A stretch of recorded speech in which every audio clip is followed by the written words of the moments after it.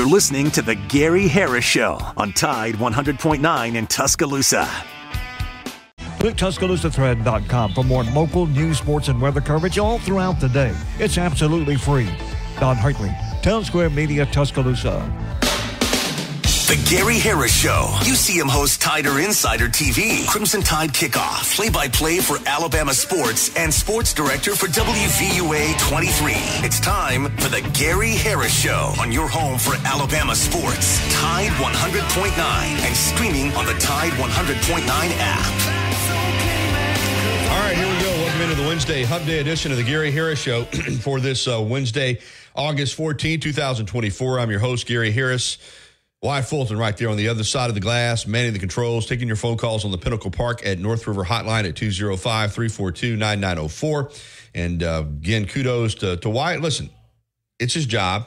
I get it. You know, we've all worked long days in this business, you know, but still to be here before the first show at 6 a.m. and be here right up until Ryan Fowler's show is over, that is a long day. That is a long day sitting in a control room at a radio station, and he has to do his own show. So, again, want to give Wyatt a shout-out for the great work that he's doing for us here at Tide for all of our shows on a daily basis. And we will have Chase back, I think, next week?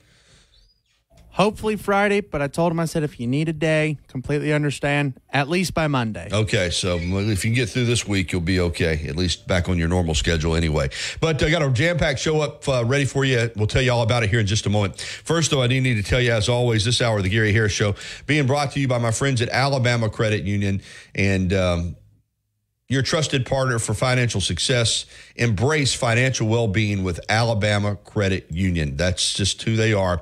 Empowering our members, enriching our community. Discover the heart and soul of our member-owned credit union. Find out more at alabamacu.com. That's alabamacu.com, or you can go by and see them at one of their many locations around the state of Alabama and the Panhandle of Florida. Alabama Credit Union, loans for real life. Some rules and restrictions do apply. See if you're eligible for membership, then join today and feel good about your money. And put a little extra change in your pocket. All right, I have a great show lined up for you today. I've been looking forward to this NASCAR segment all week after what happened to Richmond on Sunday evening with Austin Dillon, wrecking Joey Logano, then wrecking Denny Hamlin and getting the win, which he needed because he was like 32nd in points. I've had a little time now to process it. I'm not quite as upset about it as I was then after hearing Austin Dillon's reasoning and also just having, as I said, a little time to process it. Still, I think, NASCAR needs to look at this. There's one thing when you're, we'll get into it with Matt, but just purposely driving into the corner, knowing that if you don't hit that car in front of you, you're going to wreck anyway. I don't know that that's what racing is, but we'll discuss that with Matt at 9:30. Then at 10 o'clock, our high school football previews continue with Miles Holcomb, head coach at Tuscaloosa County High, the first-year head coach coming over from Southside Gadsden. Can't wait to visit with him about the Wildcats prospects for 2024. That's coming up at 10 a.m. Also, we'll get to some clips if we have time of Alabama defensive coordinator Kane Womack. He had his media session yesterday. Nick Sheridan is having a media session today, coming up at 11:45, the offensive coordinator. And then also today is the Knicks Kids Luncheon. And, Nick Saban always said, all those years he coached at Alabama, that this was his favorite day of the year. Now, they used to always have it the day before fall camp opened, but with him not coaching this year, then, there's no need to worry about that. So the Knicks Kids Luncheon today at Bryant-Denny Stadium in the North Zone. They're going to hand out, he and Miss Terry, hundreds of thousands of dollars to various organizations around the state of Alabama. Since he became the head coach, it's well into the millions of dollars that they've given out. So that's a big event coming up. Also, we told you last week, and I even talked about it on Tider Insider TV last night, the new broadcast team for Alabama football with Chris Stewart on play-by-play. Tyler Watt's back for his second year as the color analyst, but Damian Harris as the sideline reporter, replacing Tide's Christian Miller. Christian decided that with his schedule, he didn't want to be, traveling on the weekend. And Damian Harris, former Alabama and NFL player, was set to be on the sidelines. But Wyatt, I understand you got some news this morning that is not going to be the case. The Crimson Tide Sports Network is looking for another sideline reporter. Sounds like it. Chris Stewart joined WNSP the opening kickoff this morning down there in I believe WNSP's Mobile, and jumped on and said that Harris is going to be pursuing other opportunities and will no longer join the CTSN broadcast crew. So wish him nothing but the best, but they're hunting for another sideline reporter now. Yeah, and I need to get Chris on soon, but reading between the lines, that sounds like that obviously when you're transitioning from football to a life away from football, it appears in broadcasting. I'm sure he had a lot of other irons in the fire other than being the sideline reporter for Alabama football. My guess is he got that offer. He accepted it, which is what you do if you have a good offer. But from the time he accepted that position, he got a better offer. It wouldn't shock me at all, Wyatt, if we see him on the weekends either with a national outlet as a college football or NFL analyst, possibly even, as a in-game analyst. But we'll wait and see. We'll wait for Damien Harris to make an announcement there. But the news this morning from Chris Stewart, Damien Harris will not be doing sidelines for Alabama radio broadcast this fall. Some other stories making news. The Braves did it again last night in extra innings. Their second straight 10-inning win over the Giants on the road, which is good. This one they win 4-3 after they won 1-0 the night before. So the Braves trying to, it's up and down as we talked about here on the radio with them. They're not the team that they had hoped to be because of the injuries, but, should be getting Michael Harris back and also hoping to at some point get Ozzie Albies back. But the Braves are still within 6 of the Phillies, so it's not like they're out of this thing. With, a month and a half to go, I mean, there's still an opportunity there to potentially win that division, but they're going to have to play better baseball than they've been playing. But the Phillies have really, really slumped off since the All-Star break. They've lost 4 in a row again. They've been up and down, but they're playing at a 580 clip now. Remember, they were playing well over 600 baseball for a large part of the season. In fact, it's kind of leveled out. Nobody in baseball right now is playing at a 600 clip. Nobody. The Dodgers are close. Yankees, Orioles, everybody. Guardians, everybody's close.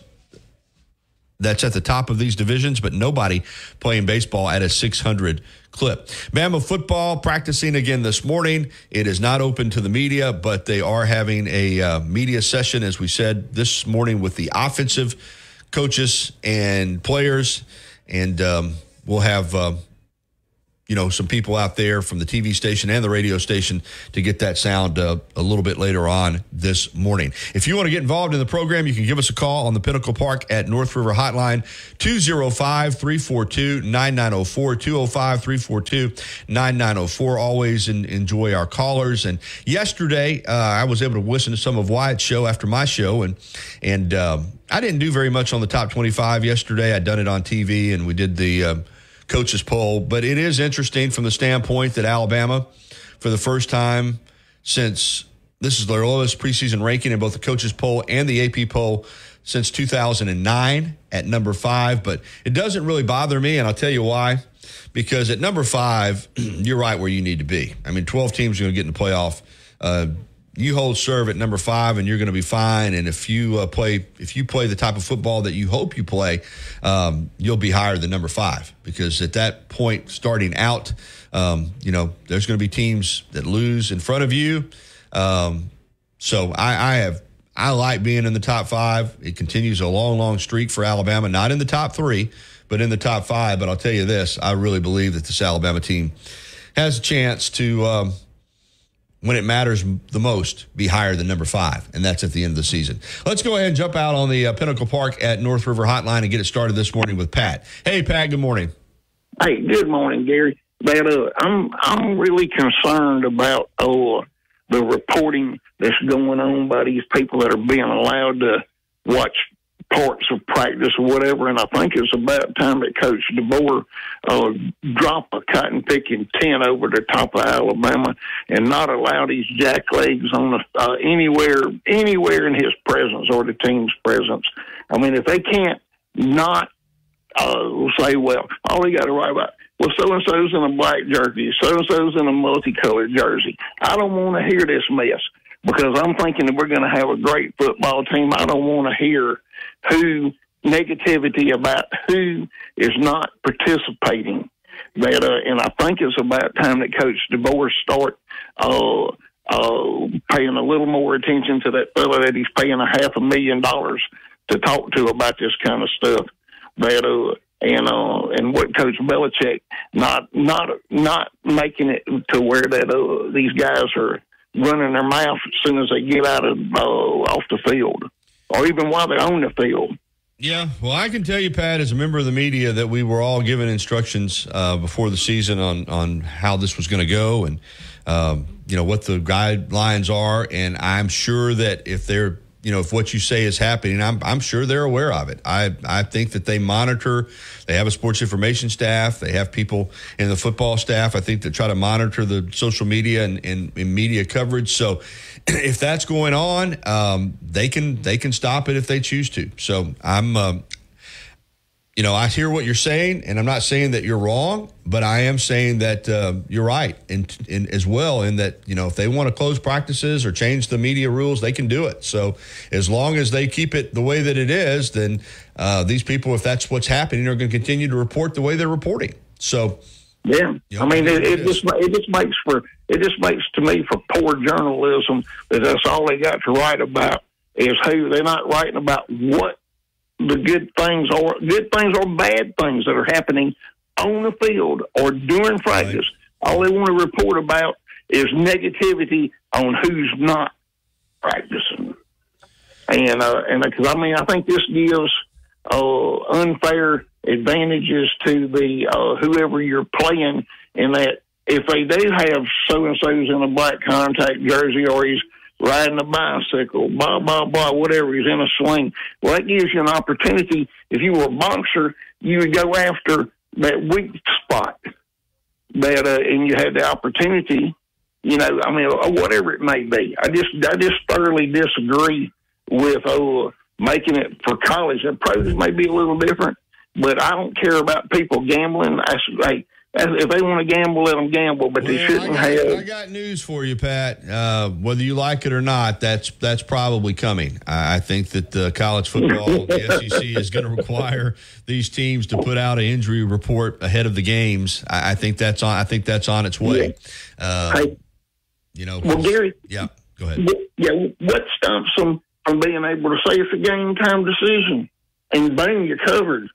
Well, what will stop them is if they do implement this, where there has to be an injury report put out before the games, that you may get away with that once, but if that becomes a pattern of behavior, in other words, game time decision, and that becomes, then the SEC or whoever's governing this is going to step in and either fine the school or they'll face some type of penalty, because they won't, what I'm saying, you won't be able to manipulate that for long. That defeats the whole purpose of what they're doing. So again, I don't have any involvement in that, but I do think that's where we're headed. The amount of money that is being put into college and pro football from these gambling advertisers is just so great. And, people want to know what the injury status is of these players. And I think that, we already do it in the NFL, and I think that we're going to be doing it in college football.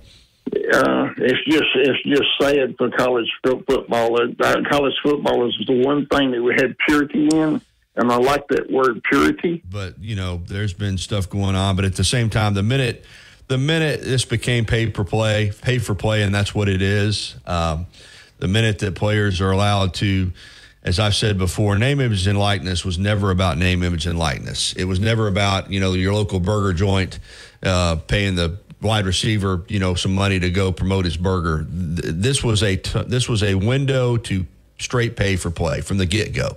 And this is where this was headed. You heard me say it on my show, Pat, because I know you've been listening for years. The minute that NIL was approved, this had nothing to do with name, image, and likeness. Now, are there some people making some name, image, and likeness money? Sure. There are, but this is set up to be straight pay for play. That's where it was going from the get-go. And once that happened, then, everything's on the table as far as all of the advertising, logos on the field, which we're seeing now. We're going to see it at Tennessee and other places. The money part of this is bigger than it's ever been. And that's just the reality of it. And, that's where it's gone. And so gambling is a big part of that. Yep. I just was the only thing about, you're talking about all the advertising and stuff.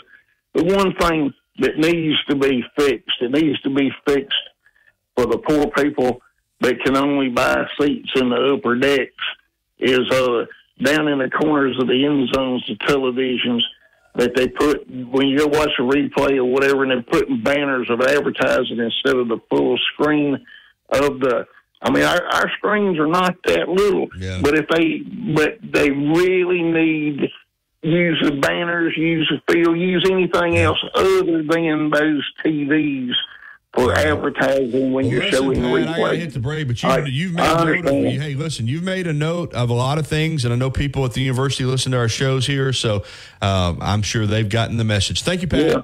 We pay a lot of money for football tickets, even in the poor section. I got you. All right. Absolutely. All right, thank you. All right, it's 9:17. We'll take a timeout. We'll come back with Cameron and Tom on the other side. Matt Coulter on NASCAR coming up at 9:30. This is the Gary Harris Show. Life doesn't wait for when your finances are in perfect order. It just happens. But no matter what surprises come your way, Alabama Credit Union will be here to help make it affordable with great personal loans, mortgages, and auto loans. They offer an easy application process and fast decisions so you can stay focused on feeling good about whatever life brings your way. Alabama Credit Union will be here to help make it affordable with great personal loans. Visit us at 3537 Skyland Boulevard East or check us out online, bmwoftuscaloosa.com. BMW of Tuscaloosa. Take your dreams for a drive. As much as Innisfree has evolved, it will always be that place to escape and have a good time. Whether it's for a game day weekend, to reminisce on college days, or to create new memories, if you're looking for a good time, there's only one thing to do. Head to the Free at 1925 University Boulevard. And don't forget about the Lucky Lunch Meat and 3 special, Monday through Friday from 11 a.m. until 2 p.m. Get a meat and 3 vegetables for just $8.49. Or for a lighter appetite, try the Lucky Lunch soup, salad, or sandwich combo. I'll see you at the Free. Tide 100.9 Tuscaloosa weather. The sky partly to mostly sunny today. The chance of a few widely scattered showers or storms this afternoon or this evening. The high today 93, tonight's low 73. Tomorrow partly sunny. The chance of a shower in scattered spots. The high 94. I'm James Spann on the ABC 3340 Weather Center on Tide 100.9. You're listening to the Gary Harris Show. For Alabama sports. Tide 100.9 and streaming on the Tide 100.9 app.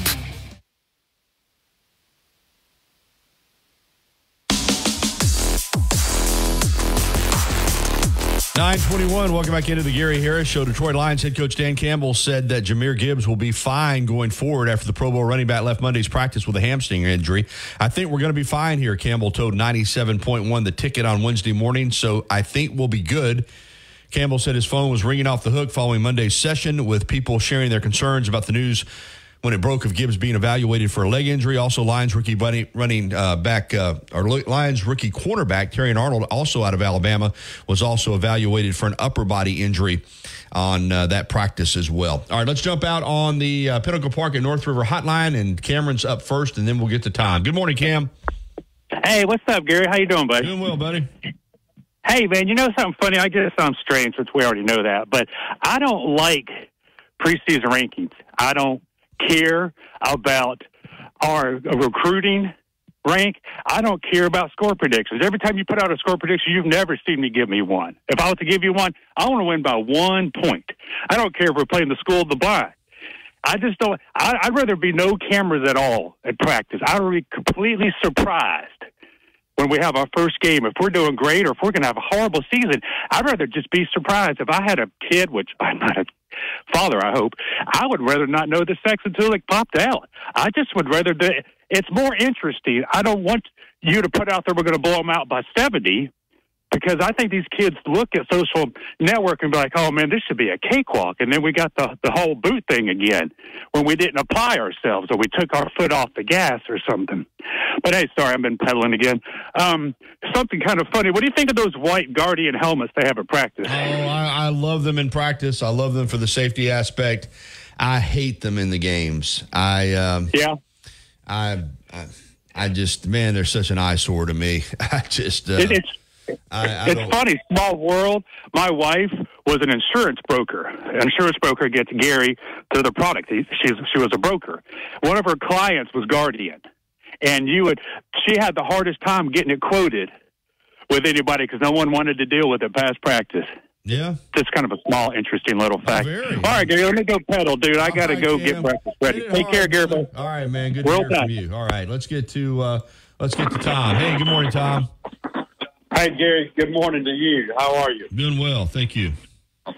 I want to follow up with some comments that Pat made, if you don't mind. I agree with him. I know that when you call into a radio talk show and you start criticizing media, that people think you're criticizing all media, and they say things like, "Well, if the media's so bad, quit calling the talk show," and I don't mean it like that, but I agree with Pat to some degree. There are some that only look for what they can do to make Alabama either look bad or whatever, to put them in a negative light. Or to get clicks onto their channels. A lot of it's done too, not with the idea of making Alabama look bad, but we're such a social media driven and now YouTube channel driven media where people are, I have a job here at the radio station, at the TV station. My income is not dependent on how many clicks I get on social media. Do I like people to read my stuff? Sure. But a lot of these people their income is strictly driven by how many people subscribe to their YouTube channel or click on their post. And so a lot of it's just simply driven by they're trying to come up with a hook, and if they can tease the fact that they're going to have an injury report from Alabama practice or, that's the kind of stuff that a lot of people eat up. So they report it. And as I said with Pat, Tom, and I know you know this too, we are given guidelines on what we can report in regards to the practices. And so that's on Alabama. That's all I'm going to say. I'm not going to get involved in it any more than that. If they aren't happy with what's being put out at practice, they have the opportunity to close practice. Nick Saban, after the COVID, never did open them back up. So, but I didn't mean to interrupt you there, but yeah, you're right. There's some of these people, and I'll say this too. You got a lot of inexperienced people now that are getting credentialed, that are either very, very young in their reporting careers, or they're people that have come through, the back door, so to speak. They didn't study broadcasting. They didn't start out in broadcasting, but they got into it through a social media presence, and they got a big following, and they get credentialed. So, I don't discount what you and Pat both are saying about some of the reporting there, but that's on the particular university to handle that. Nothing anybody can do about it otherwise. Shabby. I don't care if they've been there 50 years, 10 years, 1 year. It's shabby reporting, and surely they are running that crap by an editor that should know better. But anyway, that's all I want to say about it, too. Because everybody knows how I feel about certain media outlet in this state, and I think they're unfair, and I think they're cheap shot artists. And the thing about advertising, I would say this to Pat. I've been reading about the schools that are selling the naming rights to the logo in the center of the field. Have you been keeping up with that story? Are you familiar with it? Now, you're talking about the Tennessee at Neyland Stadium? Oh, I'm talking about Kentucky. They sold their naming rights to Kroger and this, that, and the other. Well, Tennessee just made a deal with the Pilot Flying J truck stops for naming rights. Right, and because they're Tennessee alum. Yeah, and and I understand that's perfectly fine. But I was going to bring up something that I've been reading that I think that is interesting. And the Yankees have been doing it for I don't know how long, but when they show the TV shot from center field and they're zooming in on home plate from behind the pitcher, you familiar with that camera shot? Yeah.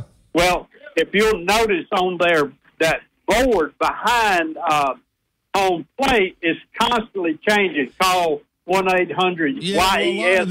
That's a lot of those. That's electronic. Yeah. That's where I'm going with it if I get a chance. I'm sorry. But that's done by electronic. People in the stadium don't see that. Right. And I think the holdup for some of these programs like Alabama is they're perfecting that technology to where they can sell more than one kind of advertising on the field, and they can sell multiple depending on where the signal is going in to what region of the country. You know what I mean? And they're perfecting that that technology, and I think the naming of the field, if you would, that's going to be outdated, and it's going to be done electronically. Maybe so. I mean, it's anywhere there's revenue streams, they're going to look to get them. I don't know that that's going to. Yeah, I think you will get more, and the reason I'm saying that to Pat, maybe it's maybe that technology that we're looking at now in stadium maybe changing a little bit for the better. I don't know, but it made me think about some things that I had read about how they can manipulate the advertising. Electronically, it comes over TV one way, but it's not that way if you're there in the stadium. Right. And to me, that's very interesting. Is it to you? Yeah, very. All of it's interesting. The whole idea of how much money are you trying to raise? Alabama has certainly been a university that has gone against corporate naming rights or selling the rights to any of their venues. But now with the money situation being what it is, I think you're going to see, Alabama look for more revenue opportunities too. Great call, Tom. Thanks, Gary. All right, it's 9:29. I'm going to get to the break. Before we do, T-Town Menswear and T-Town Gallery in the University Mall is ready for another school year. For you fraternity guys out there, you need the navy blazer, you need the khaki trousers, the crimson tie, the shoes, the belt. They got it all ready for you to be outfitted. And they've got that great print of Jalen Milroe on the left side of the print throwing to Isaiah Bond, the Gravedigger play, 4th and 31. I got a picture of Jalen holding it up. Get by and see Tom at T-Town Menswear and T-Town Gallery in the University Mall. And don't forget, we'll be beginning our T-Town Men's store giveaways, Alabama football trivia giveaways, the Friday before the first game. All right, we'll be back with Matt Coulter on NASCAR next. On the next Inside the Locker Room with Coach Wimp Sanderson and Barry Sanderson. Tune in Thursday, 7:30. J.C. Sherbeth will join us. We'll talk with J.C. about all things going on in the SEC, find out what's going on with the South Carolina Gamecocks. There, he's very familiar with those teams. And then also in the second hour, we'll take your phone calls. Throughout the show, we'll look at a little bit of Alabama's football practice. Inside the Locker Room, weekdays 7 to 9 a.m. on Tide 100.9 and Tide100.9.com. Los Tarascos has been serving Mexican favorites like burritos, fajitas, and quesadillas since 1999. Their new location is at 4100 Owen Parkway in Northport. And, of course, you can find Los Tarascos in Tuscaloosa at 110 Skyland Boulevard. The bar areas feature big screen television so you can enjoy your favorite sporting events. Los Tarascos features daily happy hour. Either way, whatever you do it for less at Harbor Freight. Valid until August 18th, 2024. While supplies last. Limitations apply. For more from Tide 100.9, lets it fly, and there's it. Whoa. Follow us on Twitter, Facebook, and SoundCloud.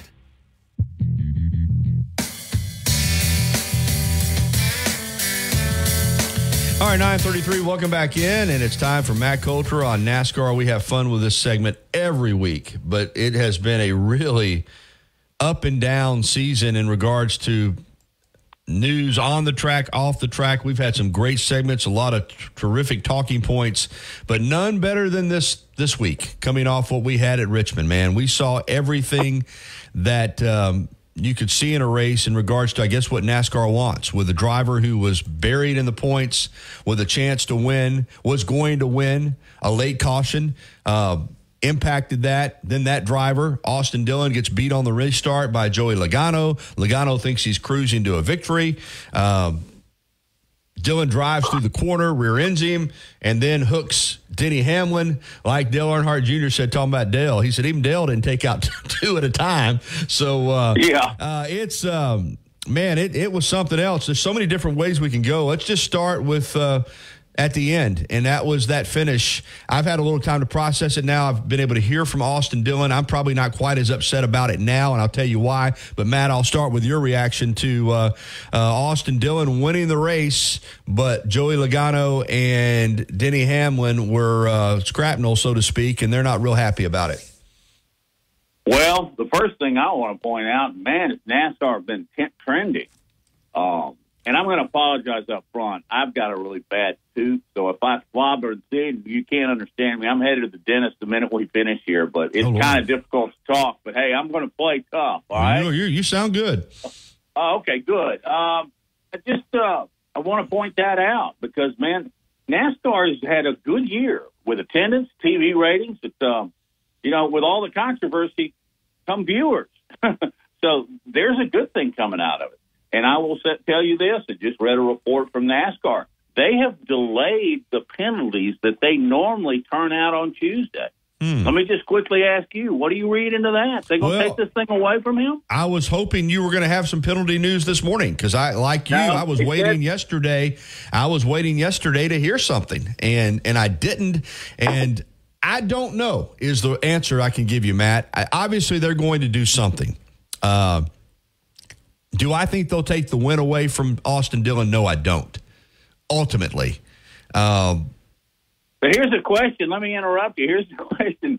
They don't do that, or they're going to penalize Logano for doing a burnout in front of Austin Dillon's camp? Wouldn't that be something if Logano was the one that winds up getting a fine or a penalty?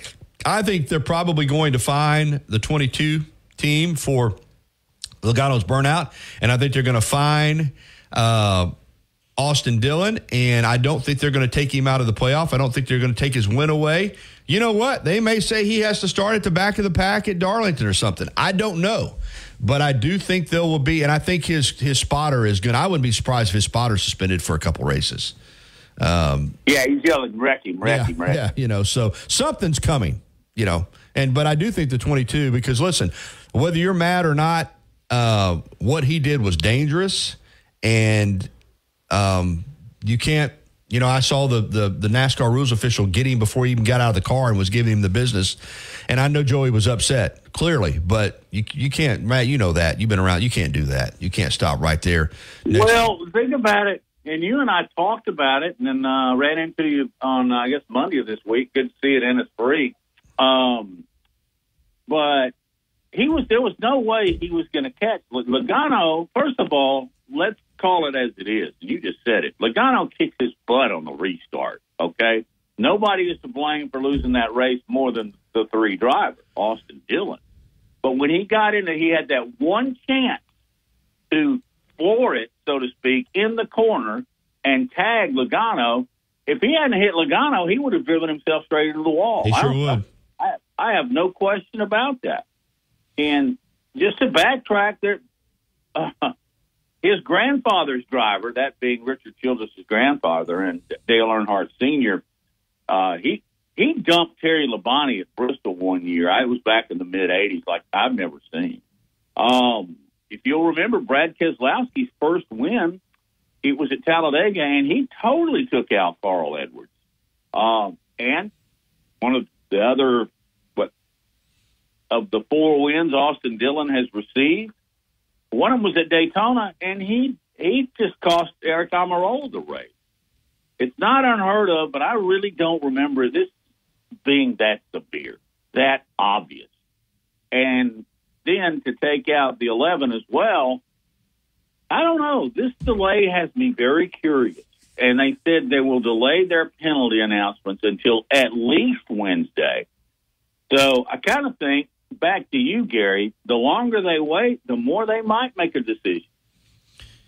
Well, Austin pulled the daily double, like we said, and there's a lot of old-time racing people that are much more upset with the hook on Hamlin than the rear ending of Logano. Like you said, there's I'm one of them. I called him. He was my guy. Yeah, you had picked that. There's precedent for, like you said, the rear bump. The hook is one that drivers, I think, really frown on. In defense of Austin Dillon, and you know how hot I was Sunday night, so for me to give a defense of him is noteworthy. But after hearing him on with Kevin Harvick and hearing him on with Dale Jr. on their podcast, I know you do too, Matt. I do see his point of view. That's the way this system is set up. And there's incentive to win races regardless of where you are in the standings. And he was going to win the race. He had the field covered. There's no doubt about that. and then Stenhouse and somebody else gets involved in a wreck there late right in front of him to bring out the caution. Now, he still came out of the pits number one. He had his preferred line. He took the inside, and as you said, he just flat out got beat by Joey on the restart. But in his defense, as he said after the race and later this week, we have not had a good year. This was our one shot, and I was going to do whatever I could as the driver to get us to victory lane for my sponsors, for my team, for my crew, and that's what he did. So and I give him credit for standing by that. I mean, other than he's trying to say he didn't see Denny. Now, I've listened to enough drivers say your peripheral vision, even with your adrenaline going, most drivers that I've listened to have said there's no way he didn't know Denny was there, Matt. Well, and Denny would have won. Darn it all. And plus he's saying he didn't hear his spotter saying wreck him either, which I don't know. Well, Childress had to kind of backtrack on that, but he said he did say if you punch a dog for a while, you're going to bite back. But Dillon was 32nd in the points, and I watched part of the Harvick interview with him, and I kind of did a little bit of a reversal like you did, because, and here's what got me. He said, of all of the RCR teams, I've got 400 people that are coming inside Richmond track. I've got to do what I can to win. So I kind of see it a little bit more like you did than I did Sunday, but it was still kind of Bush League. And that, if you don't want, go back and listen to what Hamlin and particularly Joey Logano had to say. They're not Logano lit him up. Logano was as harsh as I've heard a driver be about another driver in some time. I mean, he absolutely ripped Austin Dillon a new one. In fact, we played it earlier this week on the show. I mean, it was, you just don't, even in times when drivers are upset, they usually don't go off on another driver the way Joey, but Joey was ticked. I mean, you could see it in his face when, after he did the burnout in front of the three cars pit stall and then came on down, the rules official was basically chasing him. And he's in his face, and then when he got out, you could see Joey try to say, "Okay, I get it," but then he turned his head away. You could just see the disgust on his face. Listen. Also, this is something that's going to carry over. This into these races going forward, because other than I guess Kyle Busch, who is his teammate, I don't know of a single driver that's come out in support of Austin Dillon following this race, Matt. I just haven't heard them. And if they're so far down the line that nobody's listening to them. No, I hadn't heard anybody, and I don't think you will hear anybody. But he got the win.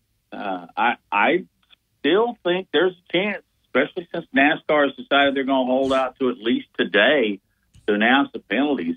Maybe they take it away, but the overall view from my standpoint is they likely won't.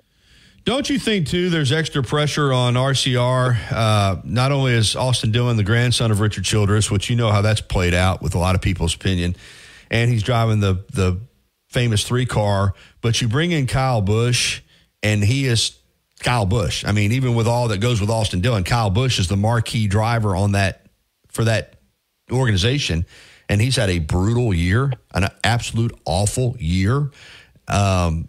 That whole organization has had a terrible year. So I think that was part of it too. Not just for the 3-car, but for the whole organization to try to save face a little bit, Matt. Well, and you think about the guys that are at the tail end of the 16 in a points race. Well, now there's a guy with a victory that's knocking them back a notch. That's right. However, hey, you want to hang on just a second? I just pulled this up. NASCAR world, this is, I need to give credit. This is very interesting. NASCAR will wait to see what the organization is going to do about the controversial finish at Richmond Raceway involving Dillon and Logano. There is a possibility that they could keep the win but lose the points and not be in the playoffs. I'm reading that very, very roughly off the headline and everything, and it's cold copy to me. NASCAR Insider explains that Austin Dillon can lose a playoff spot but keep the Richmond win. Now, that's crazy. All right, say that again. I'm trying to process that. A NASCAR insider is trying to explain in this article that Austin Dillon can lose the playoff spot but keep the victory. I don't know how that works out. Go to 0-3. That's right. where it is. Well, let me tell you how it works out. And that is something they might look at doing. Because you can't, if you take the win away, you can't award it to anybody else. You just can't. Because you can't give it to Joey because he was given second or whatever. Because again, without the wreck, it would have played out completely different. So I don't think you can take it away and then award it to somebody else. I mean, there would be an uproar in NASCAR. So you have to leave him the win. But if you take the points away, he gets a victory. But as you said, all those people that are battling back there to get in, he won't impact them. So I could see that happening. So he has a win on his record. They had the victory lane celebration. His sponsors, he's credited with a career victory, but he is not given an automatic spot into the playoff. I could see that, Matt. Yeah, but boy, that certainly takes his effort and throws it out the window. Because the only reason he did it, in my opinion, was to make the playoff. So yes and no. I mean, you still have a win. I mean, you still have a win on your record. So, but I'm not saying that's going to happen. You just read a report that somebody's saying it could happen. But I could see the thinking because if they vacate the victory, which they could do that. I mean, they could vacate it and nobody's given a win. But this way, you do allow that team and that organization to have a victory. You're right. You're not in the playoffs, but you still have a win. And, in the old system we had, you'd have guys that had wins that didn't make the playoffs. So, I don't know. It's a story on 3 by Thomas Goldkamp, and it just popped up. So you can get the details there. But here's one sentence, several paragraphs in. In other words, if Dillon's driving is deemed detrimental to racing or NASCAR, he could be docked his playoff spot. Yeah. Wow. We're going to see. All right. We got Michigan. Yeah, we're going to move on to Michigan, which is going to be a lot faster race. Before we move on to Michigan, you give us the track report.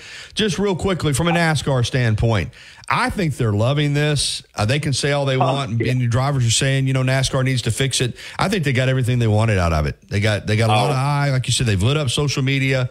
This is the incentivized point system that they have to give everybody a chance, even if you're buried at the bottom, to keep people driving hard and keep people trying to win races. And, I do worry about the professional wrestling angle a little bit, as some people have brought up.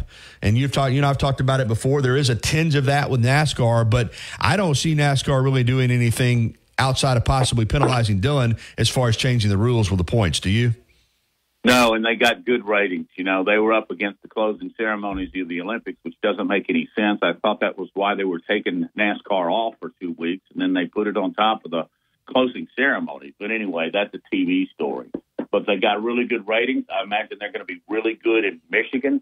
And Michigan's a great track. Drivers love it. Fans love it. And, the teams, Ford and particularly Chevrolet, love it too. So, all right, give us the track report. Going to Brooklyn, Michigan.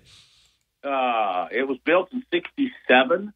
It's a 2-mile D-shaped oval. 18 degrees in the corners, 12-5 in the straightaways.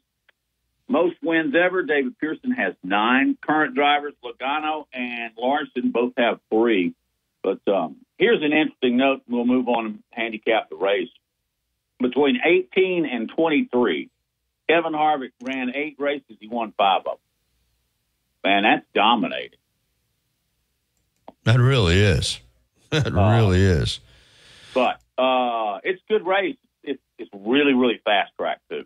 Well, he won't be racing on Sunday, and I get the first pick. And I've watched Joey Logano closely. You and I have discussed him. He's if you count the top drivers on one hand, meaning 5 drivers, he's certainly in the top 5. I'd say he's in the top 3. In my mind, is just a guy who, as a driver, I think he's right there with Larson. I think that, Kyle Busch has fallen off. Maybe you could put Hamlin there, but he's got 2 championships already, which puts him in rarefied air. This is Penske's home track. We know Keselowski's been good here too, but Joey, he's a very competitive dude, and getting his heart ripped out the way he did at Richmond is going to motivate him. I think the 22 is going to be in victory lane on Sunday. As I said, he's one of the winningest active drivers out there. I almost bet the whole house this morning that you would take him, because you know why? If I had first pick, I'd be taking him too. But he hadn't won here in 4 years. His last win was the late race in 19. So yeah, 5 years. Yeah. But you said all the right things. Ford, Penske, they're going to be tuned up for this one to make up for what happened at Richmond. But I'm going to go the other way and take the guy with 3 wins as well and go with Kyle Larson. So we'll see what happens. And here's another interesting thing about the Richmond I just want to note is that next year this race is out. There'll only be one at Richmond, and they're going to Mexico City. So the track itself probably has a little anger over that move and to how it ended. So anyway, there you go. Well, I think Larson is probably, and I haven't even looked at the odds. I bet you he's the betting favorite, and you can't go wrong with him. But boy, there was something in Logano's eyes after that. And you got to remember, this has happened to Penske 2 races in a row. Remember, they got, Blaney thought he got jobbed at Indy. Remember that on the restart with Larson. So this is Penske. They feel like they've been jobbed 2 races in a row, and now they're going to Michigan. I just think Joey Logano, and hey, listen, you know how he can be. He not taking any prisoners now. I guarantee you that. And if I'm the 3 car, Lord knows I don't want to have the 22 on my bumper. I can tell you that right now. Well, I'll tell you what's not going to happen. They're not going to be battling for it up front like they were at Richmond, because I quite honestly don't think Dillon will get a car out there. He had his one shot. I think it was Richmond, and he took it. And you are spot on. Kyle Larson is 11-2. He is the chalk at Michigan, followed by Hamlin. Here's another guy. Maybe I should pick him. Blaney. What about Blaney? Yeah, he'll be a factor. You're doggone right, he will be. Yeah, I thought about him. I just decided I was going to go Ford, being at that track, and with what's happened to them the last 2 weeks, and I probably would have taken Blaney if I was going to go Ford, but I tell you what, Logano, that's as fired up as I've ever seen Joey Logano, man. I mean, he was hot, and I just think you have him in that 22 on Sunday. They're going to have the horsepower, and he's going to be as motivated as he's been to win a race. So I'm going to be surprised if I'm wrong. I really feel strongly he's going to win this race. So we'll see. Well, like I said, I would have taken him all day long. All right, Matt. Awesome stuff, man. I better hit my break here. I'm going to bust the first hour if I don't. Hello, Todd Land. I'll talk to you soon. Talk all to right. you next week. We'll anxiously await these penalties for Austin Dillon and possibly for Joey Logano as well. All right, we'll take a timeout. We'll come back and wrap up hour number 1 right after this. Coming up on The Game with Ryan Fowler. Hey, coming up on the Wednesday edition of The Game, another practice, another coverage. We'll talk to the offensive coaches, players, and a lot more. We'll also feature Alex Scarborough to get reaction from Bama 247. And Dave Mahler helps us understand how to read Kalen DeBoer. Professor Mahler joins us right here. We call him Softy, starting at 2 p.m. on The Game on Tide 100.9, 1230. WTBC, your home of Alabama Crimson Tide Sports. The longest running sports program. And comfortable, no matter how high the mercury rises. Call Aux Home Services today at 205-979-0946 or visit auxhomeservices.com. Tuscaloosa's Old Colony Golf Course is an 18-hole championship layout designed by 1976 U.S. Open champion Jerry Pate.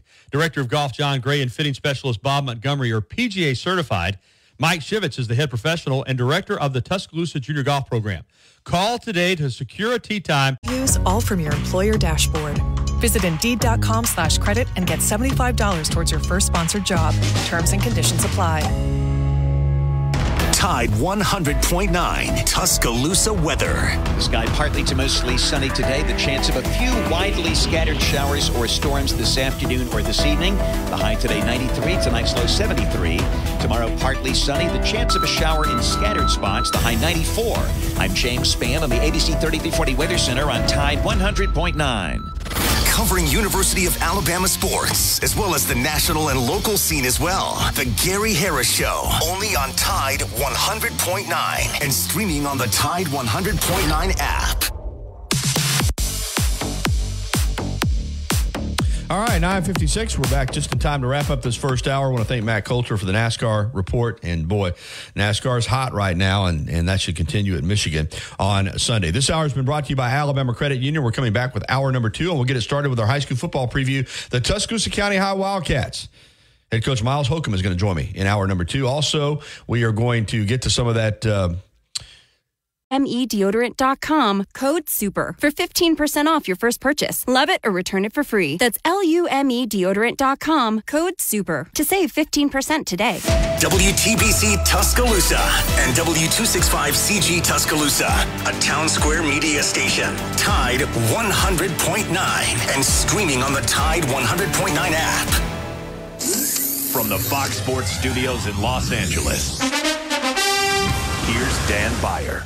What do you know? The New York Yankees start the day in first place in the American League East after dropping the White Sox last night 4-1. Juan Soto hit 3 home runs for the Bronx Bombers. They also got some help from the Nationals, who took down the Orioles 9-3.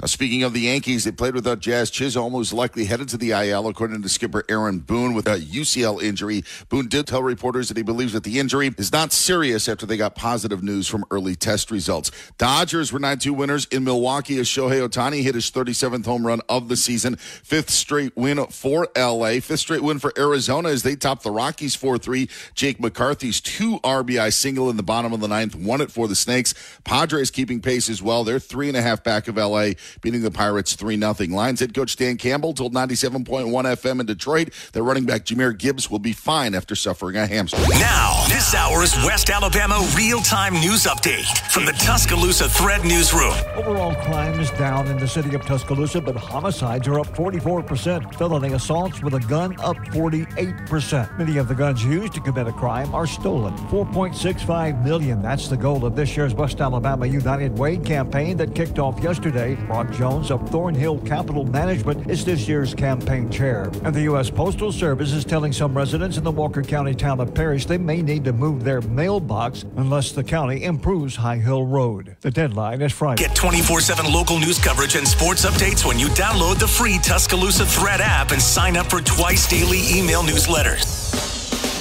The Gary Harris Show. UCM host Tider Insider TV. Crimson Tide Kickoff. Play-by-play for Alabama sports and sports director for WVUA 23.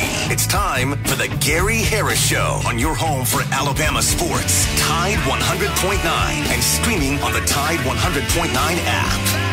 All right, here we go. Hour number 2 of the Gary Harris Show for this Wednesday, August 14, 2024. We're going to jump right in and kick off this second hour with our high school football preview for today. It's the Tuscaloosa County High Wildcats. Head coach Miles Holcomb is joining us on the Pinnacle Park at North River Hotline, first-year head coach. And good morning, Coach. How are you?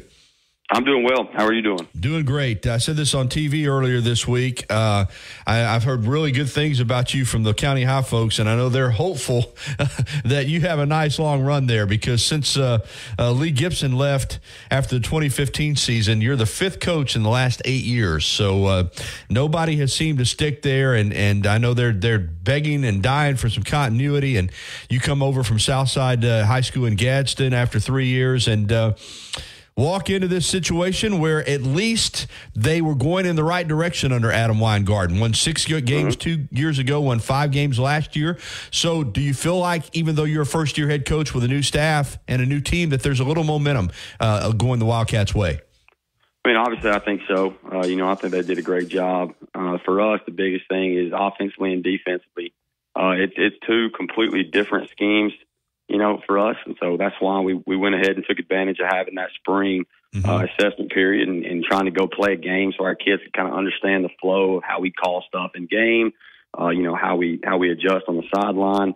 different things like that, just from a protocol standpoint with the new staff coming in. So we tried to take advantage of that, but it's brand new. It's a brand new, scheme, both sides of the ball, even on special teams. And so it'll be a little bit different. It'll be a little new for them, but our guys are doing a good job picking it up. When you look at, I had you on back in the spring after you took the job, but now you've gone through a spring, you've gone through a summer conditioning program, you're into fall camp, you're getting ready next week to play your first game. What have you seen from your team from the time you got here? Have they grown? And not just in terms of learning the new systems, but do you feel like that, you've seen your team move forward the way that you would like when you come into a new situation? Are you making the kind of progress that you'd hope to make? Well, I think so. I think anytime you're new, I think we talked the last time we spoke. It was about how do we make this ours, and how do we establish what we want to do and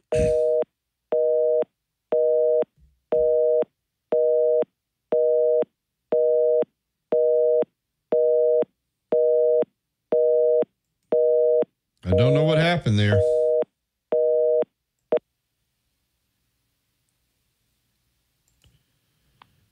Tide 100.9 FM.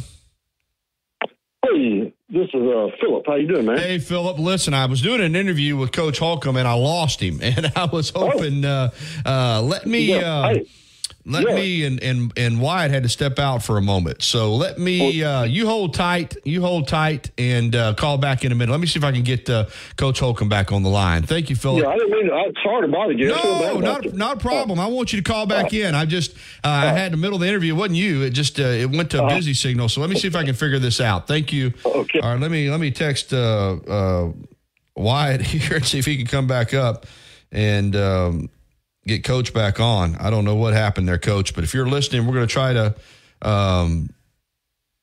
try to get you back up here. All right. I don't know what happened. It just went to a busy signal in the middle of our interview there. And I guess I should have kept Philip on the air just to had a caller, because I don't know. Now I'm up here talking, and we don't have our coach on the line, and Wyatt's not in the control room. So other than that, it's just absolutely awesome. So I should have just kept Philip on the air, because I don't know how to dial back out here and get let me text Coach and see if he'll call back in. let me do that. Let's see. You bear with us, folks. Hey, we lost Coach. So Wyatt's back in there now. And Philip called in, but we're going to get Coach back up. I don't know what happened. Of all the times we've lost somebody, I've never seen it just go to a busy signal on the air like that. So it was weird. But Wyatt ran back up to get us hooked back up, and we'll get Coach right back on. So here he is right here. I don't know what in the world happened. Give me a thumbs up when we're ready here. That was a weird one. All right, here we go. Coach, of all the times we've lost people in the air, I've never had it just go to a busy signal like that. Did you hear it? Yeah, I don't know. I didn't. I was still talking, I think. I don't even know.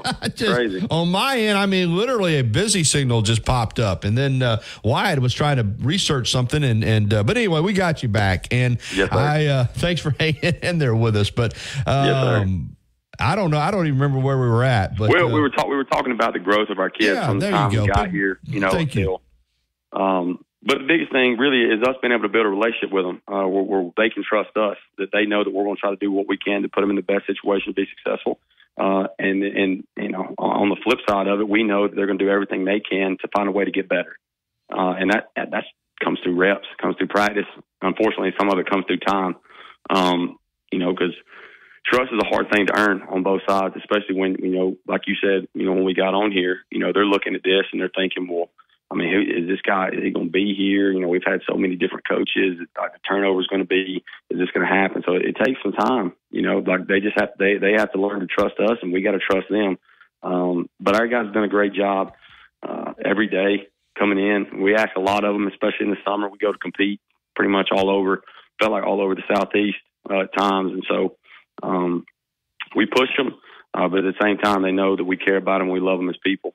Even the days that it don't necessarily feel like it. We tell them all the time, like, we love you. We may not love your football right now, but we still love you.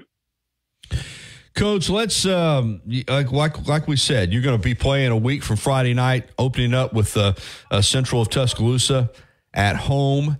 Of course, you play in 7A Region 3, so we know what the region schedule is going to be like. It's going to be a gauntlet. But let's talk about some games that you've added to your schedule, and we'll get to Hillcrest being back on the schedule in a moment. But you open up against Central, you go to Viger, and you close it out against Paul Bryant. So you got a tough region schedule, but some really interesting games. Getting to play Central and getting to play Paul Bryant, which are rivalry games, and then the trip down to Viger. I'm interested in how that came about. Yeah, I don't know. It's a great question. I didn't schedule those. Okay. Walked into that one. So I don't. You know what? When you find out the answer to that one, you let me know if you don't mind. All right, I will. But let's talk about Hillcrest getting back on the schedule, because obviously when they came up to 7A Region 3, they were going to be on it regardless. But I didn't want to get in the middle of that. I don't know why County High and Hillcrest weren't playing, because I think you're shortchanging the community when you don't have that game. But we got it this year, and it's a region game. So all the region games are important, but for County High and Hillcrest to be back playing, I think is a good thing for this community. Oh, without a doubt. It's crazy. Me and Coach were talking back, pretty early on, and we were talking about making sure that we want to play each other in our freshman teams and our JV teams, and make sure that those are still on the schedule too. I mean, it's literally right down the road. And then this summer we go to a 7-on-7 at Mississippi State, and the first game we played against Hillcrest, and me and him looked at each other and was like, we got to drive all the way to Mississippi to play each other, which is crazy thing, but. Excited about it. I know our kids are excited about it. The biggest thing for us is that's ends up being our sixth game. And we talked to our kids. They probably get tired of hearing us talk about it, but to not wish time away, especially the senior class. Mm-hmm. The senior class, I've told them multiple times, that they wait all this time to be a senior, and they can't wait about this, and I can't wait to be a senior all the way through. And then all of a sudden senior year rolls around and they're like, well, I can't wait till this game, or I can't wait till homecoming, or I can't wait till prom, or I can't wait till graduation. And man, when I go off to college as a freshman, I can't wait for that. And they just wish time away, and we got a lot of things that we have to do as a coaching staff, as a team, to get ready for Central, much less Hillcrest. And as much as they do look forward to it and they talk about it, and we try to, kind of keep them focused. Time's going to be gone, and when I was around Coach Niblett, he would always tell us in our very first meeting, he would say, the days are long, but the years are short in this profession. And that couldn't be more true, because it feels like all of a sudden, like you spend all this time getting into fall camp. As soon as that first game gets here and you get in game week, you look up and you're in week 7. That's right. And the season's gone. That's right. And so, as excited as we are to have them on the schedule, because we know it's going to be, an awesome atmosphere. We know it's a region game, and no matter what anybody else thinks, I mean, our goal is to try to compete to get into the playoffs and try to win it. I mean, I think that's everybody's goal going into it, especially when you're undefeated right now. So as important and as excited we are about that one, like, I think our guys have done a good job of being just equally as excited about whatever we're doing next. And so that's what we kind of talk to them about, just trying to stay focused and stay consistent on trying to get better. And that's what we're doing right now. And I know especially here, when you hadn't played somebody in a long time and it's a rivalry, and now it becomes a rivalry and a region game, it's easy to look ahead to it. But we try to make sure that we're doing a good job keeping our kids focused on whatever it is we're doing next. You mentioned Coach Niblett, and of course you were a head coach at Crossville, and then later a head coach, obviously, at Southside. But you spent that time in between there at Hoover. So you know all about 7A Region 3. You've seen it up close. You've competed with championship caliber teams, or been a part of those. So you know what it looks like. When you look at your football team at County High, do you feel like physically you can compete with these teams? Yeah, absolutely. I mean, I think we have the pieces. I think the biggest thing is staying consistent, finding ways to get better, staying consistent with making sure that we're focused on what we're supposed to be focused on that day. We try to put situations on every single day. That's the biggest thing. And I think all too often we look at the past and you look around and people, they want to be like, well, we ain't had success here. We don't, we hadn't had a chance to compete for this here. And look, we're not going to pass the blame on our kids. Like, if they're not ready to play, there ain't nobody else going to take the blame. I'll take the blame. That's the job. That's part of the job that you sign up for, whether you like it or you don't like it. So we're never going to put the blame on them. I think two things that we have to do a good job of is never take credit for their success and always be willing to take the blame when things don't go the way we want them to. Because as of right now, in this dynamic of the two groups of people, coaches and players, there's only one group that gets paid money. And so that's our job, to make sure that we do what we can to put them in position to be successful, regardless of who we're playing that week. And so that's what we're trying to do. Do you think that 4 teams out of 7A Region 3 make the playoffs? Do you think you can? You think in your first season you can get this team to the playoffs? Is that the goal? Do you talk about it with your team? I know it's one game at a time, and like you said, once it gets here, it'll fly by. But is that something you've used with this team? Hey, we can get into the 7A playoffs. We have a football team that's capable of that, or is that something you just you don't stress to them at all? No, I was like, we're trying to win every game. They give us an opportunity to play, and if we don't, we'll be disappointed. That's why you sign up to coach. That's why you sign up to be in this region. You want a chance to have a chance to win them all. And so if we don't win them all, we're going to be disappointed. We'll go back to work and see what we can do to fix it and try to get better the next week. But without a doubt, absolutely. Like, if we were to roll into a season and be like, well, I don't think we're going to make the playoffs this year, guys. Let's just go out there and do what we can. And that's what we're going to get. I think the greatest gift that we can give anybody is the gift of extreme expectations. And so the expectation for us right now, nobody's beat us yet. As far as I know, they're going to let us flip the coin. They're going to let us compete, see if we get the ball or we get the decision to kick off or receive the kick. And I don't think we're down any games yet. I think we're going to start every game 0-0. So as far as I know, as far as I'm concerned, we're going to try to win every game that they give us an opportunity to play. So making the playoffs is definitely a conversation that we have with our kids. I hear you, and I don't blame you. Hey, listen, again, the schedule's great, and from the standpoint that you open up with a rival in Central Tuscaloosa at home, you close it out at Paul Bryant, you get Hillcrest at home in the middle of the schedule. If you could replace Viger with Northridge there in week 2, you'd have it in all your rivalries covered. Right here, right next to us, ain't no doubt. But still, it's a good-looking schedule. We're anxious to get it started, Coach. Looking forward to a week from this Friday night, and when the Wildcats take on the Central Tuscaloosa Falcons, it's going to be a big one. Thank you for your time, Coach. Hey, real quickly, one thing, because we got cut off and kind of through. Give me a little personnel rundown. Some of your key guys that you're looking for in offense and defense to lead your team. Well, we'll find out. To be honest with you, the main question I've got in the last couple of weeks is who's going to be the quarterback. Well, we've got a couple of them. We got some good ones. But to be honest with you, personnel-wise, we're still trying to figure that out ourselves. We're still trying to make sure that we got guys in the right spots, and we're doing what we need to be doing, evaluating those guys. And so I'll have a better picture probably this time next week. But just to be completely honest with you, it's the same right now as we are today, that we're still evaluating just about all of our spots. I think that's one of the best things about a new staff coming in is you get an opportunity. Of course, somebody's going to go out there and take the first reps. But nobody yet has earned that right to be the starter from the 23rd. And so I think that's the competition aspect of it, practice every day. Like, that's still what we're trying to strive for our guys, and making sure that we're competing. Now we've got a couple guys who've done a really good job putting themselves in some situations where, they've got better every day and they kind of have like a stranglehold on that position. But especially when it comes to the quarterback position, we're still evaluating that. Sounds good. Coach, we appreciate your time. We'll be seeing you soon.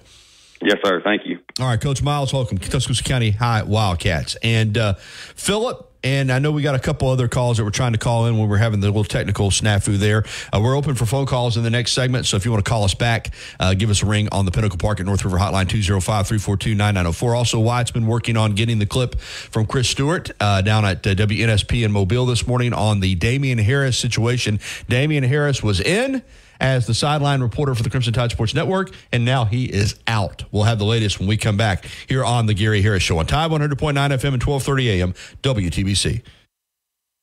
Since 2011, Billy's Sports Grill, located on Main Avenue in historic downtown Northport, has been serving their legendary signature chicken sandwich, award-winning wings, and handcrafted cocktails. Billy's is also the spot to watch all your favorite sporting events with big screen, high-definition televisions, both dining rooms, at the bar, and outside. Credits and qualifying new line for well-qualified customers, plus tax and $35 device connection charge. Contact us before canceling entire account to continue remaining bill credits. Bill credits end if you pay off device early. See details at T-Mobile.com. If you haven't already, you've got to try Tuscaloosa's unique breakfast, brunch, and lunch concept. Brick and Spoon, downtown Tuscaloosa, Timerson Square. It's fresh food with a Cajun flair featuring a full bar with build-your-own Bloody Marys and mimosas. Open daily, 7 a.m. until 2 p.m. Available for after-hours events, rehearsal dinners, receptions, and birthdays. They offer brunch and lunch catering. Call Brick and Spoon at 205-345-5551 for more information. Tide 100.9 Tuscaloosa weather. The sky partly to mostly sunny today. The chance of a few widely scattered showers or storms this afternoon or this evening. The high today 93. Tonight's low 73. Tomorrow partly sunny. The chance of a shower in scattered spots. The high 94. I'm James Spann on the ABC 3340 Weather Center on Tide 100.9. Follow Tide 100.9 on Facebook today to watch our live shows, read the great articles, and interact with Bama fans today. All right, 10:21. Welcome back into the Gary Harris Show. Wyatt has the audio from Chris Stewart on WNSP this morning down in Mobile announcing the changes with the Crimson Tide Sports Network. Really, before we ever got going, Damian Harris is stepping aside as the sideline reporter. We're going to get to that, but right now we're going to jump out on the Pinnacle Park at North River Hotline and welcome in Larry. Good morning, Larry. Hey, Gary. Good morning. I'm going to stay off music and get into NASCAR. I told y'all I was a huge collector in the 80s, 90s, and up to Jeff Gordon retired. And Michigan was always one of my favorite tracks, as well as Atlanta. August the 17th, 1986, Bill Elliott led an all-time, I think he broke a record at Michigan. He led 125 laps. Yeah, that's when he was dominant in that Ford Thunderbird. Yeah, he beat my old buddy Tim Richmond. Yep. The Don Johnson of racing. He had to like him, but he is third all time behind David Pearson and Cale Yarborough, which is a pretty heavy company. Mm-hmm. But I keep up with the racing, and I'll be honest, I don't watch it like I used to.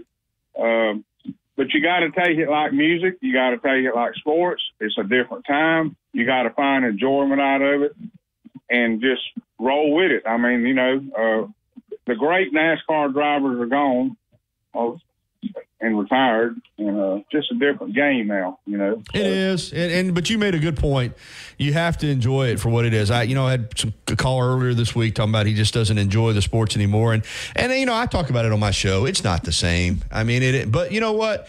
When I'm watching the games, when I'm watching a race or I'm watching a golf tournament or I'm watching a college football, I still enjoy it. Even that's the great thing about competition, Larry, is all that goes on the peripheral, all the stuff with the money and the different issues that we're dealing with. When we get them out on the court or we get them out on the field or we get them out on the track or we get them out on the course, everybody starts at zero. Everybody starts even and you have a competition.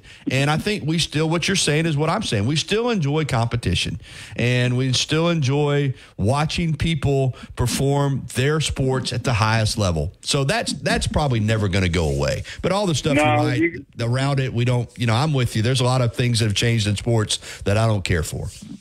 I mean, I'm down on a lot of the music, especially country, but I don't quit it. Right. You know what I mean? I just don't listen to it. I listen to what I want to and enjoy it. I mean, I'm not going to just throw off on the whole thing, and it is what it is. And,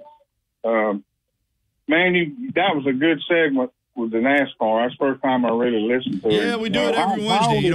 Matt has been covering NASCAR for 40-something years, and he works for Talladega Super Speedway. He does the the Victory Lane interviews and does some stuff for them and really tied. In fact, he's in the Talladega Nights movie. There at the end of the movie with. Oh man! Yeah, he said now they let him play himself in that movie. He still he just got my respect. He still gets a royalty check for $1.12 every now and then. You talk to him and tell him I saw Alan Kulwicki clinch. Atlanta was the last race of the year. That was a Hooters race. Yeah. I saw Alan clinching at Atlanta ahead of Bill Elliott, Dale Earnhardt, and Davey Allison. Yeah. And Dale was so mad he wouldn't even do an interview. They said he went hunting. Yeah, I thought going into that race that it was going to be Davey's time, but Kulwicki is an owner driver, and that's where the Polish victory lap began. And I've got some cars here. They're pretty rare now. I bought as many as I could afford. But anyway, I let the other callers come in. All right, we do, as you're finding out, we got your music segments on Friday, but we do a NASCAR segment, we do a golf segment. I love all sports, man. So we try to be a versatile show here. We love Alabama football and basketball, don't get me wrong, and all Alabama sports, but we try to do some other stuff too, Larry. So we'll talk to you on Friday. All right, bud. All right, good to hear from you. That's Larry the Music Man. Let's get to Philip, who called in when I was trying to handle the technical difficulties. Good morning, Philip. Hey, sir. You may have talked about this, Gary. I've been in and out all morning and hadn't been able to hear everything, but I did see where Damian Harris is not going to be on the sideline. Yeah, that's right. And in fact, that's why Wyatt was downstairs earlier. He was talking with WNSP and getting clearance. Chris Stewart was on WNSP in Mobile this morning and made the announcement. And we're gonna play that in the next segment. Exactly what it from what I understand. And again, Wyatt is going to play the whole clip. It's just one of those things where it sounds to me like, and I have not heard the clip yet, but that Damian came to an agreement with Crimson Tide Sports Network to be the sideline broadcaster. But what I'm sure happened is that he got a better opportunity, and he's going to, my guess is, do something to broadcast it. I had a couple of people text me wanting to know if he was going back to the NFL as a player, but that doesn't make sense to me because he was in the NFL. Why retire from the NFL to go back to the NFL? So my guess is it's going to be a broadcasting opportunity, possibly NFL, possibly college football, but it sounds like probably on a national outlet would be my guess. Right. He's pretty talented. And, very, very talented. He's going to be. That's why Crimson Tide Sports Network tried to get. Well, of course, Christian Miller did a great job too. But Christian, I think, the same type thing. He's got a radio show here every day. He's got a lot going on. I guess why you do his show every day. I guess with Christian, he just traveling on the weekend and tying up your weekends when you got so much stuff going on, he just decided to step back from it, and that opened up an opportunity for Damian Harris. And but I can tell you, in this business, when opportunities are coming, sometimes you have to grab one while you have it. And but if you don't have a binding contract or whatever the situation is, obviously he was free to leave. I'm sure he was negotiating with several different entities when he took the sideline reporting job for Alabama. But, it sounds like or appears that somebody came in with a better offer. And so now Alabama, 2 weeks out, doesn't have a sideline reporter. But you know what? Let me tell you this. In the bullpen, they got Roger Hoover, who is a fantastic young broadcaster, as we know, and he can do sidelines if he has to. Oh, yeah. And I'm sure there's some former players out there who are calling Jim Carabin with the Crimson Tide Sports Network, wanting to put their hat in the ring. So we'll see what they do. But they'll have a sideline reporter for that Western Kentucky game. I'll do it for cheap. Exactly. Wyatt said he'd do it, for hardly anything. So. I've got one in my mind right now. I think would be great at it, but I won't mention his name. But I've got a guy in mind I think would be a wonderful addition on the sideline. But, it's going to be a fun year. And are you seeing anything around the stadium right now as far as Saban Field goes or any kind of... I haven't yet, but, they've got... I was looking on, made sure I looked at the front sign there in the north end zone out by University Boulevard. It hasn't been changed yet, but I've had a couple of people, and let me say this too. I've had a couple of people message me on social media say, you need to say Saban Field at Bryant-Denny Stadium. Well, I'm going to say Saban Field at Bryant-Denny Stadium when it becomes Saban Field at Bryant-Denny Stadium. Right. As of right now, it's still Bryant-Denny Stadium. I'm going to wait. I have said the soon to be Saban Field at Bryant-Denny Stadium, but once they dedicate it and rename it, I will make sure I call it Saban Field at Bryant-Denny Stadium because I think it deserves to be referred to as that. But until then, I'll just call it Bryant-Denny Stadium. But once that South Florida game gets here, I'm sure everything will be in place. I'm sure they'll have all the signs changed, all of the inside the stadium to represent that it's Saban Field. But that's coming up on September the 7th. I'm looking forward to being there for that game. That's going to be a historic game, and there'll be a lot of people collecting souvenir cups that day. Oh, no doubt about it. But listen, you can go ahead and tell us who you think would be great on the sideline. It's just your opinion. It's not going to affect anything. Who did you have in mind? Jake Coker. Yeah, Jake would do a really good job. Jake would do a tremendous job. Again, I don't know what he's got going on, but no, I think I'm with you. I think Jake would be tremendous. Yeah. All right, Philip. Thank you. Appreciate it. All right, 10:30. When we come back, we will get to that sound from WNSP with Chris Stewart on this morning with their morning show, talking about Damian Harris not being a part of the Crimson Tide Sports Network radio broadcast this fall. We'll have that coming up for you next. I do want to mention to you before we get to the break, the YMCA of Tuscaloosa is coming to you 7 days a week. Open Monday, Tuesday, Wednesday, Thursday, Friday, Saturday, and Sunday. So the Y is ready when you're ready for the Y. If you want to get fit, if you want to get on a road to better health and wellness, the YMCA can certainly help you. /deal or text DEAL to 511-511. Text DEAL to 511-511 today. All dogs are unique. Your dog results can and will vary. Message and data rates may apply. You see him on WVUA 23 covering sports and on Tider Insider TV on Tuesday nights. Don't miss a minute of the Gary Harris Show. Weekdays from 9 to 11 on Tide 100.9.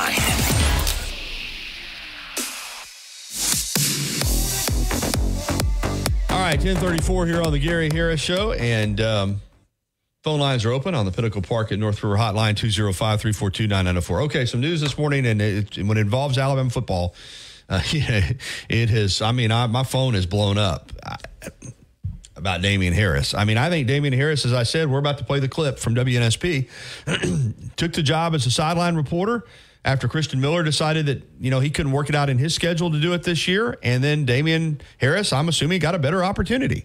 So we've got the clip, though. This is courtesy WNSP this morning with Chris Stewart explaining the situation and kind of what they're looking to do this year with the Crimson Tide Sports Network without Eli Gold. This will be Chris's first year as the full-time play-by-play broadcaster. Tyler Watts is back for a second year as the color analyst, and now we don't know who the sideline reporter will be. Here's Chris Stewart this morning on WNSP out of Mobile. We mentioned, hey, Coach, what do you have in store tonight? It's going to be broadcast on our sister station, WZEW, and also talk about the change on the football field with your Crimson Tide broadcast.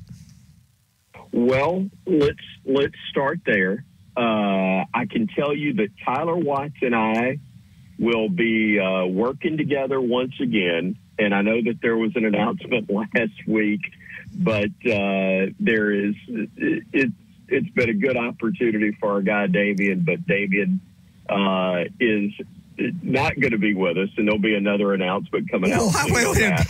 But I know, hey, literally, we had this happen a couple of years ago. We're getting ready to start the season, and Rashad Johnson gets an opportunity with the Tampa Bay Bucks to go be a career change, and he's going to go from being retired and stay-at-home dad and all that. He gets an opportunity to go work with the Bucs coaching staff, and on Sunday, I think we had to go and find somebody on the sidelines. Not quite the same urgency, but yeah, Damian Harris has got another opportunity that we'll let him talk about. But happy for him and disappointed for us. But yeah, it kind of came out of the blue on both sides. But anyway, there'll be more on that. So, yes, me and Tyler and Roger Hoover, and to be determined as far as sidelines right now. But we are excited about getting things going. And you're right, with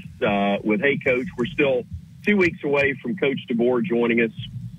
But we'll go at 6 o'clock, and it is Wednesday night. It's a new night. That's the night Coach prefers to do his radio show.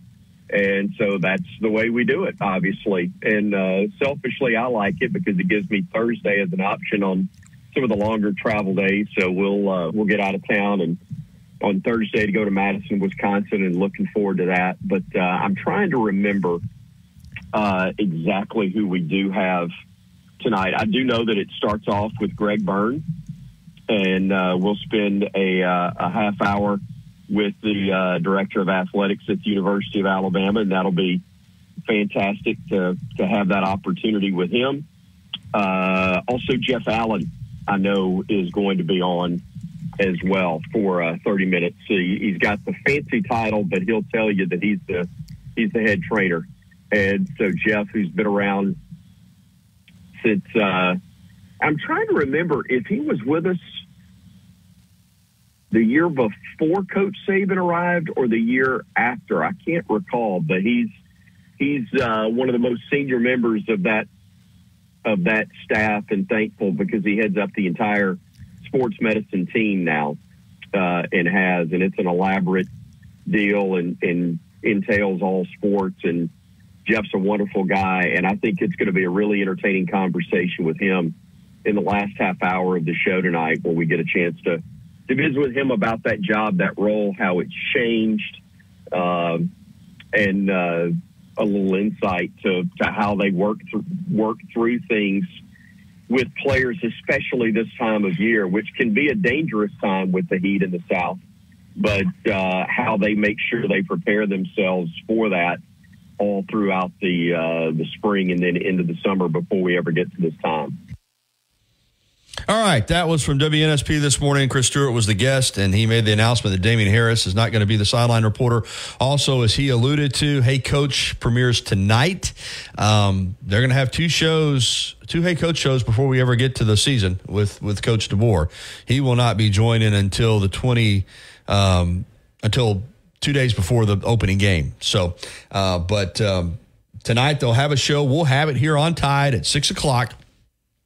Hey Coach, hour and a half with Chris Stewart. He mentioned that they'll have Greg Byrne, the director of athletics, Jeff Allen, the trainer. So we'll have that show, and then we'll have a show again next week. But I'm getting, like I said, a lot of messages about Damien Harris. I mean, like Chris said, he'll let Damien Harris announce that. But my guess is, for all the people texting me about, is he going to go back to play? I don't think so. I mean, it makes no sense that you would retire from the NFL. If you wanted to play, you would have stayed active. You would have stayed in the NFL, not retire and then go back. I think it's a broadcasting opportunity, but we will see. And as Chris alluded to, Roger Hoover is already part of that team. You can move him to sidelines if you needed to. They'll do whatever they need to do, I'm sure, and there'll be somebody working the sidelines for the Western Kentucky game. All right, let's jump out on the Pinnacle Park and North River hotline, and JR is with us from over in Coker. Hey, good morning, JR. How are you, buddy? I've been better, buddy. I got out of the hospital a little over a week ago. Oh, no. You're back in? Over a week ago. I had a fall and got overheated and don't remember anything until I woke up in the hospital. Oh, had a head concussion, hurt my back, a few other things, but I'm at home now. But anyway, quick question to you pertaining to the football. Get off this subject. Well, you're a trooper. You keep battling through, but go ahead. Yeah, I have to be because I'm rough on myself. But anyway, the question is pertaining to Alabama's depth chart. Depth we have. It's going to be so important to, particularly this season, being an extra game that we're playing extra, games and being more SEC opponents. The depth chart is more important than ever. And what position do you feel we'll have the most concern about with depth? Yeah, is the offensive line?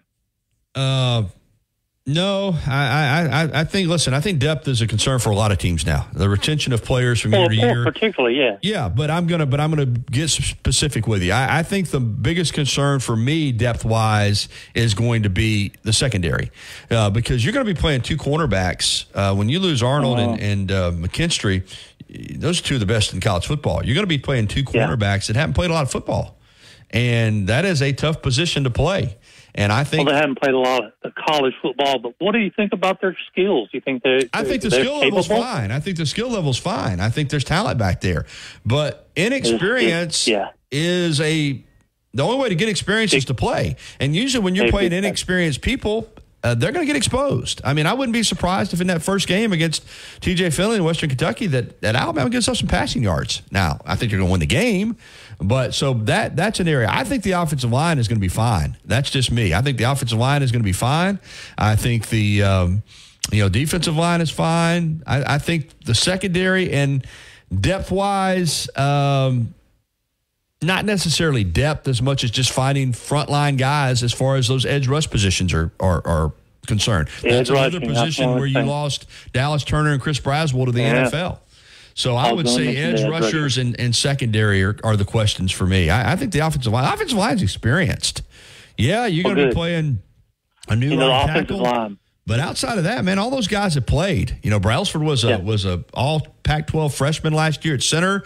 Your two guards are proven. Your left tackle started an entire season. The only question will be with either Pritchett or Formby at right tackle. But I think they're going to be fine on the offensive line. And the receiving core, they look good, don't they? I think they're really talented. I think they're really talented, and I think that I think Kendrick Law is going to be a breakout guy. I think Ryan Williams just oozes talent. But I think, too, there's going to be some young guys there. I think the biggest difference in why it's wide receiving is an offensive position, obviously. You know where you're going. You're running your routes. You're catching the football. I think it's a lot easier to play as an inexperienced player at wide receiver than it is at corner, because corner, there's just, it's a reaction position. You're on defense, and it's a harder position to play. So that's why I have more concerns about corner. But the wide receiving group, there's going to be some inexperienced guys out there, but I think the talent level is really high, and I think it's easier, as I said, to play wide receiver as a young player than it is to play cornerback. Well, I think Alabama's going to light it up as far as offense is concerned. I do too. And I hope that's enough. I hope that's going to be enough to make us through the season to get in the playoffs. Well, I think that defense, the good thing about that defense and that secondary is the defense and the secondary that you're watching in week 4 isn't going to be the same one you're watching in week 1. It's like the offense last year. Remember that? Coming out of that South Florida game, that offense was a wreck. It was a disaster. There was no way to look at that offense and think, wow, they're going to – but you know what? They just kept getting better. Milroe came back in. He matured. And by the end of the year, that was a really good dynamic offense. So I think the same thing with the defense in the terms of the secondary. If they're giving up some plays early in the year, maybe by week 4 or 5, they're not giving up those plays. So, well, at least we got 2 easy, pretty much going to call it easy games in the first season. So, well, you got 2 home games, two non-conference home games. So, so surely, certainly you can't go in thinking you already got it won. Not saying that. I'm just saying that at least it's not the top SEC opponents that you're right. Starting off with. You're right. And, you got a couple games before you go to Wisconsin, and then you got a bye week before you play Georgia. So you're right. From that standpoint, get some experience and be ready for two big games. How's Wisconsin looking? They're good. They're solid. Did they get ranked in the top 10? No, not in the top 10. Is Wisconsin in the top 25? Wyatt, do you know? I don't believe Wisconsin is, but they did get votes. Okay, they received votes, but they're a solid football team. Now, do I think Alabama's going to win the game? Yeah, but you can't go into Madison, Wisconsin, and automatically chalk that up as a win. I got a lot of respect for that program, for their coach, and I'm pulling up the poll right now to see exactly where they came in at. They came in about 20 in the lower 30s. So they got 16 votes. So not in the poll, but, in position that if they tell you this, if they start out 3-0 with a win over Alabama, they'll be in the top 25. I promise you that. Yeah, certainly would. Well, thank you, Gary, for your time and your expertise. Well, thank you so much, JR. Always good to hear from you, and you get to feeling better, buddy, okay? I appreciate that. Thank you. All right. It is 10:46, and we're going to get to a break here in just a moment and open for phone calls in the next segment. Also, let me try to get a little bit of this audio with Coach Womack from yesterday if we have time. It's been a good show today. Not as tight maybe as yesterday, but we've had some good information for you. Now, we're going to take that final break. Before we do, though, I want to mention to you that T-Town Menswear and T-Town Gallery, as we said, in the University Mall, ready for football season. You can get outfitted there and also get that print with Jalen Milroe. And even though he's no longer at Alabama anymore, so I won't even say his name anymore. The wide receiver that caught the pass is at Texas now, but that print's still available, and it's still a keepsake. We'll be back after this. On the next Inside the Locker Room with Coach Wimp Sanderson and Barry Sanderson. Tune in Thursday, 7:30. J.C. Sherbeth will join us. We'll talk with J.C. about all things going on in the SEC, find out what's going on with the South Carolina Gamecocks. There, he's very familiar with those teams. And then also in the second hour, we'll take your phone calls throughout. $100. Visit us at 3537 Skyland Boulevard East or check us out online, bmwoftuscaloosa.com. BMW of Tuscaloosa. Take your dreams for a drive. Tide 100.9 Tuscaloosa weather. Sky partly to mostly sunny today. The chance of a few widely scattered showers or storms this afternoon or this evening. The high today 93. Tonight's low 73. Tomorrow partly sunny. The chance of a shower in scattered spots. The high 94. I'm James Spann on the ABC 3340 Weather Center on Tide 100.9. Find Tide on Twitter at Tide109 to keep up with show announcements, guests, and our reporters in the field. All right, 10:50 here on the Gary Harris Show. We're winding it down, getting you ready for Wyatt and T-Town Sports Daily at the top of the hour. Again, as we've talked about, Hey Coach debuts tonight, 6 o'clock here on Tide 100.9 FM. All right, we got a few minutes here to get in some clips from Kalen DeBoer, from Kane Womack yesterday, defensive coordinator at Alabama. And we'll just start, Wyatt, with his thoughts on the scrimmage from Saturday, what he saw from the team and specifically the defense. I thought early on, the offense did a really good job. We've challenged our guys to be able to respond early in games. That's hard for a defense because when you think about it, an offense is working all week long, right? They've got a game plan. They've got, whatever they want to call it. Usually people call it their openers or their starters, right? And so they've got, their first 8 to 10 plays of the game that they really feel good about and honed in on. The challenge for a defense, but also an opportunity, is if we can limit them in the first drive of the game, right, it creates a little bit of doubt in their mind, the things that they've been working all week long. But I thought our offense did a really good job in that. I thought our defense responded immediately after. Thought our tackling was just okay. We're running to the ball probably as good as I've seen since we've been here. But I think overall, from a tackling standpoint, those are things that you got to get better at from scrimmage 1 to scrimmage 2. All right, and of course we were talking earlier about the secondaries. This is a fairly complex defensive scheme that they're running at Alabama, and here is Coach Womack on can the young defensive backs pick up the defense easily. I think we're really intentional about having a short-term development plan to get young players on the field. We've always done that. In this system, we've always been able to play freshmen because of that. Certainly, we're a complicated defense. We do. You look at the top 3 coverages in the NFL. The last season, it's our number 1, 2, and 3 coverage, right, that we're running here now. So there's some details, right, that are challenging for young players, right, to come in and learn. But we feel like we have created a system that is simple enough for a young man to learn, and then detailed enough really for the nuances as you go, right? There are certain things that maybe an older corner may understand, but it's more about offensive recognition or recognizing a split or a concept that we really spend most of our time on offensive recognition. So the way we install the defense is, we teach them the concept of what we do, never just the role, right? Never just here's what the field corner has or here's what the Mike backer has. Then we talk about situational application. How's it applied to third down, red zone, 2-minute when they need a field goal versus 2-minute when they need a touchdown, right? Totally different scenarios, and the concepts are applied differently. And then what we're getting ready to go into is straight offensive recognition. So by the time we get to the season, it's all about when the offense comes out in a 3-by-1 and the back set out a little bit wider versus tighter, you're either going to get this or this, so that we can play, really with anticipation as opposed to reaction. Defense is inherently reactionary, so we're trying to play with anticipation. All right, we got time for another clip or two. We're just going down the list because I played something on TV last night with LT Overton, but this is Coach on LT Overton, who was the number 1 player in the country in his class. He reclassified signed with Texas A&M, spent 2 years in College Station. Now he's back and going to be playing the bandit position, but he's up to about 283 pounds. Here is Kane Womack on LT Overton. Well, LT has a great skill set. You can tell he's honed in his pass rush ability. He's got really good complementary answers to his fastball. He's a great speed to power rusher.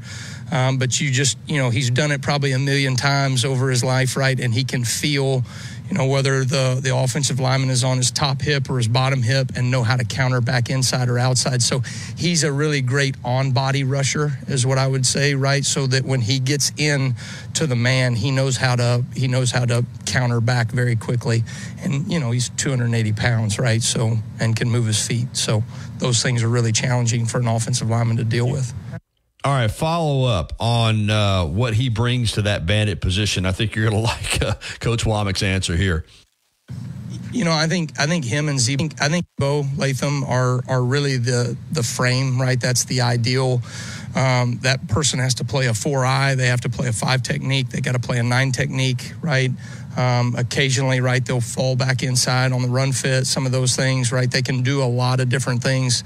But I'm impressed with their athleticism. I mean, those guys, they can really move. They do a good job to be that big. I would say from a prototype bandit position, the field defensive end, that makes things really challenging to establish runs to the field when you have a 280-pound ass kicker over there. So. 280-pound butt kickers, man. I tell you what, I don't care what you call them, what technique they're playing or what the position is. You got a guy that's 280 pounds that can run, that can get off blocks. They're going to be disruptive. And again, I'll say this in closing, Wyatt. Everybody asks about defensive line play, and I always, say what you want about Gene Chizik. He coached the national championship team, but he had a great line about defensive line play. You want guys that play on the other side of the line of scrimmage. You want disruptive guys. You want guys that get off blocks. I don't care how big they are, or any of that stuff. You want to be a disruptor. And I think Alabama's got disruptors on their defensive front this year. All right, that's going to do it for the show. We appreciate you tuning in, and catch me on TV tonight with your local sports on WVUA 23. And back tomorrow with the Thursday edition of the show. And Ellis Johnson, the coach, will join us tomorrow, as well as Jeff Spiegel, and we'll try to continue our high school football previews as well. All right, T-Town Sports Daily is coming up next. Have a great day. We'll talk to you again on Thursday on The Gary Harris Show.